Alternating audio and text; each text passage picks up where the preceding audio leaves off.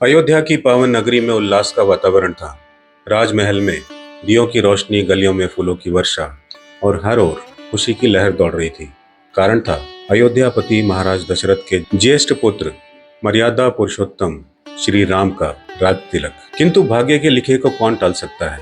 उसी रात महल में एक शांत कक्ष में महारानी कैकेयी और राजा दशरथ के बीच एक संवाद हुआ, जिसने अयोध्या का भविष्य बदल दिया। महारानी कैकेयी ने अपने 2 वरदान मांगे, भरत को अयोध्या का राजा बनाना, राम को 14 वर्षों के लिए वनवास भेजना। राजा दशरथ का हृदय मानो टूट गया, आंखों में आंसू और कंठ में रुकावट। लेकिन एक राजा अपने वचनों से बंधा होता है। वे मौन हो गए।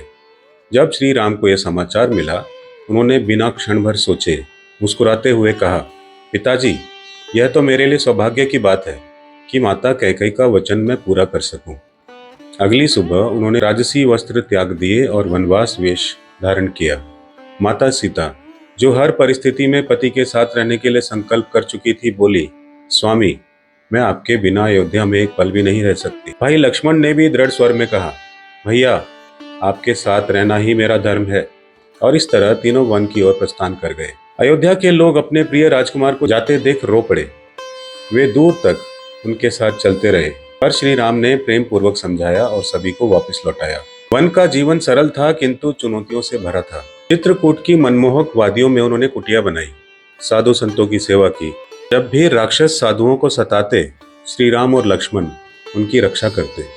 वनवास के दिनों में श्री राम ने सभी कठिनाइयों को अभिशाप नहीं माना, बल्कि उन्हें अपने कर्तव्य और धर्म का हिस्सा समझा। उनके जीवन का प्रत्येक क्षण त्याग, सादगी और सत्य का उदाहरण था।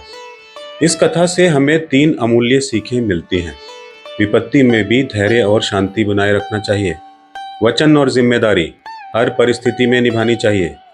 असली सुख भारी वैभव में नहीं, बल्कि आंतरिक शांति और धर्म में है।